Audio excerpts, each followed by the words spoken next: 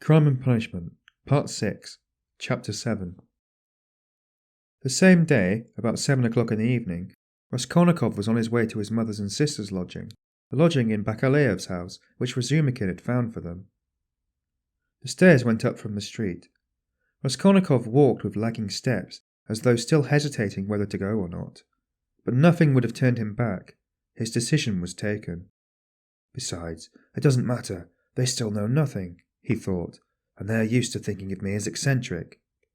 He was appallingly dressed, his clothes torn and dirty, soaked with the night's rain.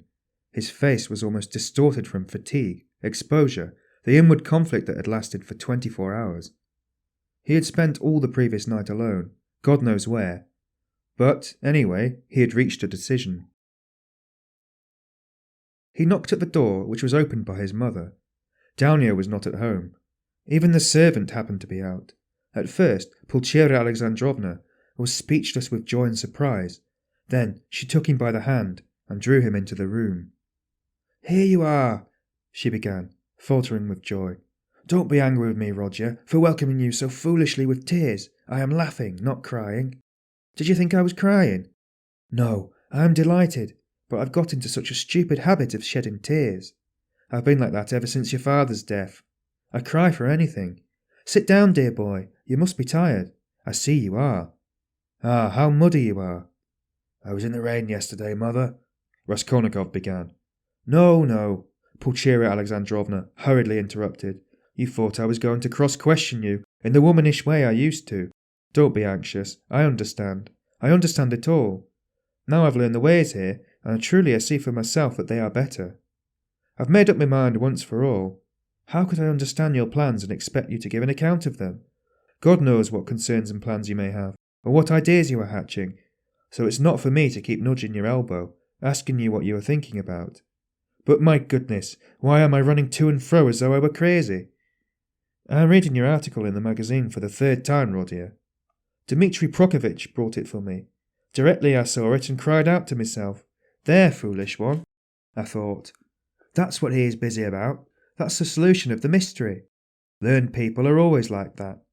He may have some new ideas in his head just now. He's thinking them over and I worry him and upset him.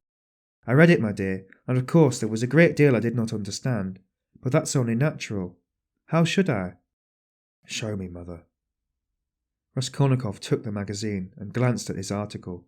Incongruous as it was with his mood and his circumstance, he felt that strange and bittersweet sensation that every author experiences the first time he sees himself in print. Besides, he was only 23. It lasted only a moment. After reading a few lines, he frowned, and his heart throbbed with anguish. He recalled all the inward conflict of the preceding months. He flung the article on the table with disgust and anger. "But however foolish I may be, Rodya, I can see for myself that you will very soon be one of the leading, if not the leading man, in the world of Russian thought. And they dared to think you were mad. You don't know, but they really thought that. Ah, the despicable creatures! And how could they understand genius? And Dounia was all but believing it. What did you say to that? Your father sent twice to magazines, the first time poems, I've got the manuscript and will show you, and the second time a whole novel. I begged him to let me copy it out. And how he prayed that they should be taken, but they weren't. I was breaking my heart, Rodya, 6 or 7 days ago, over your food and your clothes and the way you were living. But now I see again how foolish I was, for you can attain any position you like by your intellect and talent. No doubt you don't care about that for the present, and you are occupied with much more important matters." "Dounia's not at home, mother." "No, Rodya. I often don't see her. She leaves me alone. Dmitri Prokofitch comes to see me. It's so good of him, and he always talks about you. He loves and respects you, my dear. I don't say that Dounia is very wanting in consideration. I'm not complaining. She has her ways and I have mine. She seems to have got some secrets of late, and I never have any secrets from you two. Of course, I am sure that Dounia has far too much sense, and besides, she loves you and me. But I don't know what it will all lead to. You've made me so happy by coming now, Rodya. But she has missed you by going out. When she comes in, I'll tell her. Your brother came in while you were out. Where have you been all this time? You mustn't spoil me, Rodya, you know. Come when you can, but if you can't, it doesn't matter. I can wait. I shall know, anyway, that you are fond of me, That will be enough for me. I shall read what you write. I shall hear about you from everyone, and sometimes you'll come yourself to see me. What could be better? Here you've come now to comfort your mother. I see that. Pulcheria Alexandrovna began to cry. Here I am again. Don't mind my foolishness. My goodness, why am I sitting here? She cried, jumping up. There is coffee and I don't offer you any. Ah, that's the selfishness of old age. I'll get it at once. Mother, don't trouble. I'm going in a moment. I haven't come for that. Please, listen to me. Pulcheria Alexandrovna went up to him timidly. Mother, whatever happens, whatever you hear about me, whatever you are told about me, will you always love me, as you do now? He asked suddenly, from the fullness of his heart, as though not thinking of his words and not weighing them. Rodya, what is the matter? How can you ask me such a question? Why, who will tell me anything about you? Besides, I shouldn't believe anyone. I should refuse to listen. I've come to assure you that I've always loved you, and I am glad that we are alone, even glad Dounia is out, he went on with the same impulse. I have come to tell you that though you will be unhappy, you must believe that your son loves you, and now more than himself, and that all you thought about me, that I was cruel and didn't care about you, was all a mistake. I shall never cease to love you. Well, that's enough. I thought I must do this, begin with this. Pulcheria Alexandrovna embraced him in silence, pressing him to her bosom and weeping gently. I don't know what is wrong with you, Rodya, she said at last. I've been thinking all this time that we were simply boring you, and now I see that it is a great sorrow looming over you. That's why you are miserable. I've foreseen it a long time, Rodya. Forgive me for speaking about it. I keep thinking about it and lie awake at nights. Your sister lay talking in her sleep all last night, talking of nothing but you. I caught something, but I couldn't make it out. I felt all the morning as though I were going to be hanged, waiting for something, expecting something, and now it has come. Rodya, where are you going? You are going away somewhere. Yes. That's what I thought. I can come with you, you know, if you need me, and Dounia too. She loves you dearly, and Sofia Semyonovna may come with us if you like. You see, I am glad to look upon her as a daughter even. Dmitri Prokofitch will help us to go together. But where are you going? Goodbye, Mother. What, today? She cried, as though losing him forever. I can't stay. I must go now. And can't I come with you? No. But kneel down and pray to God for me. Your prayer perhaps will reach him. Let me bless him and sign you with the cross. That's right. Oh God, what are we doing? Yes, he was glad. He was very glad that there was no one there, that he was alone with his mother. For the first time after all these awful months, his heart was softened. He fell down before her. He kissed her feet, and both wept, embracing. And she was not surprised and did not question him this time. For some days she had realized that something awful was happening to her son, and that now some terrible minute had come for him. Rodya, my darling, my firstborn, she said, sobbing. Now you are just as when you were little. You would run like this to me and hug me and kiss me. When your father was living and we were poor, you comforted us simply by being with us. And when I buried your father, how often we wept together at his grave and embraced as now.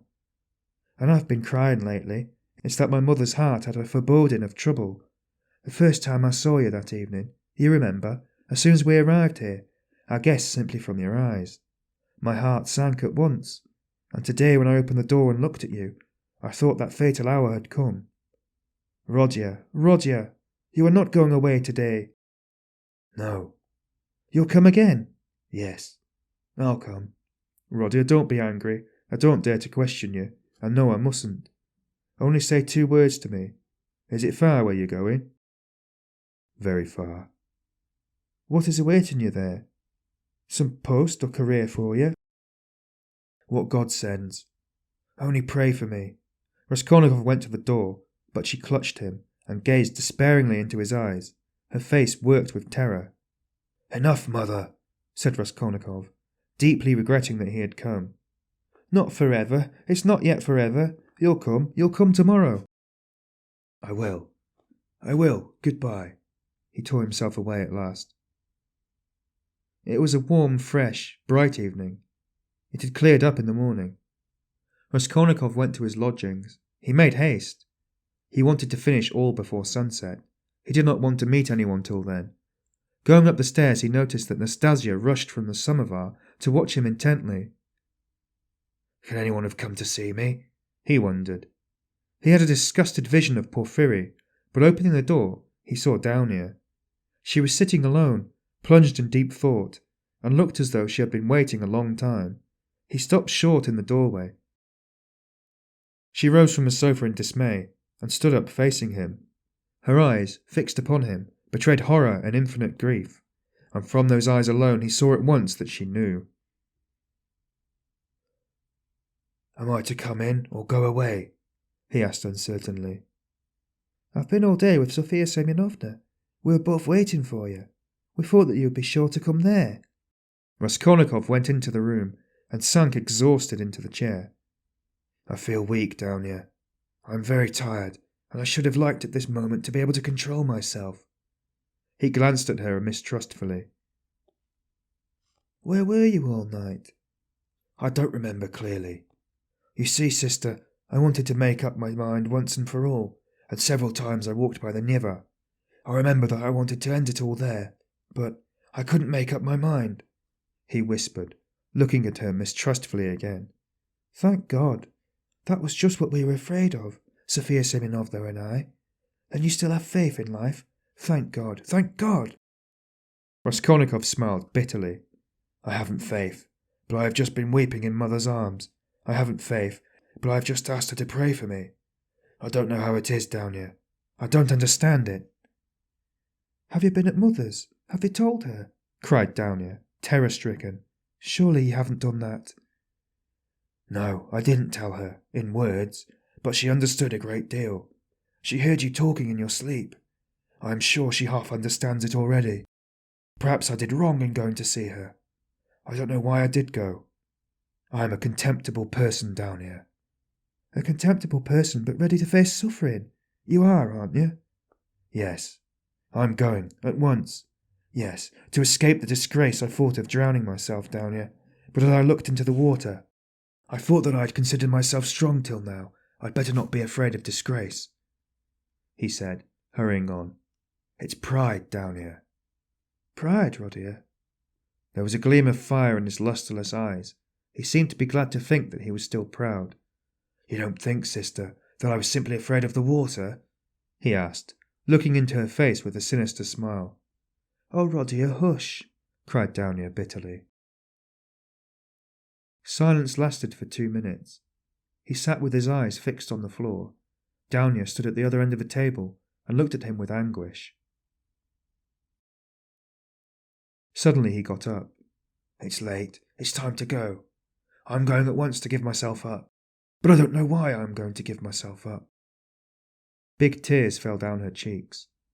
"You're crying, sister, but can you hold out your hand to me?"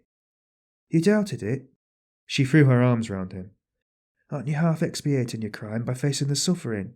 she cried, holding him close and kissing him. "Crime? What crime?" he cried in a sudden fury. "That I killed a vile noxious insect, an old pawnbroker woman of use to no one. Killing her was atonement for 40 sins. She was sucking the life out of poor people. Was that a crime? I am not thinking of it, and I am not thinking of expiating it. And why are you all rubbing it in on all sides? A crime? A crime? Only now I see clearly the imbecility of my cowardice, now that I have decided to face this superfluous disgrace. It's simply because I am contemptible, I have nothing in me, that I have decided to, perhaps too for my advantage, as that Porfiry suggested." Brother, what are you saying? Why, you have shed blood," cried Dounia in despair. "Which all men shed," he put in almost frantically, "which flows and has always flowed in streams, which is spilt like champagne, and for which men are crowned in the capital, and are called afterwards benefactors of mankind. Look into it more carefully and understand it. I too wanted to do good to men, and would have done hundreds, thousands of good deeds to make up for that one piece of stupidity. Not stupidity even, simply clumsiness, for the idea was by no means stupid, as it seems now that it has failed. Everything seems stupid when it fails. By that stupidity I only wanted to put myself into an independent position, to take the first step, to obtain means, and then everything would have been smoothed over by benefits immeasurable in comparison. But I couldn't carry out even the first step, because I am contemptible. That's what's the matter. And yet, I won't look at it as you do. If I had succeeded, I should have been crowned with glory, but now I'm trapped. But that's not so. Not so. Brother, what are you saying? It's not picturesque, not aesthetically attractive. I fail to understand why bombarding people by regular siege is more honourable. The fear of appearances is the first symptom of impotence. I've never recognised this more clearly than now, and I am further than ever from seeing that what I did was a crime. I've never been stronger and more convinced than now. The colour had rushed into his pale, exhausted face, but as he uttered his last explanation, he happened to meet Dounia's eye, and he saw such anguish in them that he could not help being checked. He felt that he had, anyway, made these two poor women miserable, and that he was, anyway, the cause. Dounia, darling, if I am guilty, forgive me, though I cannot be forgiven if I am guilty. Goodbye. We won't dispute. It's time, high time to go. Don't follow me, I beseech you. I have somewhere else to go. But you go at once and sit with Mother. I entreat you to. It's my last request of you. Don't leave her at all. I left her in a state of anxiety that she is not fit to bear. She will die or go out of her mind. Be with her. Razumikin will be with you. I've been talking to him. Don't cry about me. I'll try to be honest and manly all my life, even if I am a murderer. Perhaps I shall some day make a name. I won't disgrace you. You will see. I'll still show. Now goodbye for the present. He concluded hurriedly, noticing again a strange expression in Dounia's eyes at his last words and promises. Why are you crying? Don't cry. Don't cry. We are not parting forever. Ah, yes, wait a minute. I'd forgotten. He went to the table, took up a thick, dusty book, opened it, and took from between the pages a little watercolour portrait on ivory. It was the portrait of his landlady's daughter, who had died of fever, that strange girl who had wanted to be a nun. For a minute he gazed at the delicate, expressive face of his betrothed, kissed the portrait, and gave it to Dounia. I used to talk a great deal about it to her, only to her, he said thoughtfully. To her heart I confided much of what has since been so hideously realised. Don't be uneasy. He turned to Dounia. She was as much opposed to it as you, and I am glad that she is gone. The great point is that everything now is going to be different. He's going to be broken in two, he cried, suddenly returning to his dejection. Everything, and am I prepared for it? Do I want it myself? They say it is necessary for me to suffer. What's the object of these senseless sufferings? Shall I know any better what they are for when I am crushed by hardship and idiocy, and weak as an old man after 20 years' penal servitude? And what shall I have to live for then? Why am I consenting to that life now? Oh, I knew I was contemptible even when I was looking at the Neva at daybreak today. At last they both went out. It was hard for Dounia, but she loved him. She walked away, but after going 50 paces, she turned round to look at him again. He was still in sight. At the corner he too turned, and for the last time their eyes met, but noticing that she was looking at him, he motioned her away with impatience, and even vexation, and turned the corner abruptly. I am wicked, I see that, he thought to himself, feeling ashamed a moment later of his angry gesture to Dounia. But why are they so fond of me, if I don't deserve it? Oh, if only I were alone and no one loved me, and I too had never loved anyone. Nothing of all this would have happened. But I wonder, shall I in those 15 or 20 years grow so meek that I shall humble myself before people and whimper at every word that I am a criminal? Yes, that's it. That's what they are sending me there for. That's what they want. Look at them running to and fro about the streets. Every one of them a scoundrel and a criminal at heart, and worse still, an idiot. But try to get me off, and they'd be wild with righteous indignation. Oh, how I hate them all. He felt amusing by what process it could come to pass that he could be humbled before all of them, indiscriminately, humbled by conviction. And yet, why not? It must be so. Would not 20 years of continual bondage crush him utterly? Water wears out a stone. And why? Why should he live like that? Why should he go now, when he knew that it would be so? It was the 100th time, perhaps, that he had asked himself that question since the previous evening. But still, he went.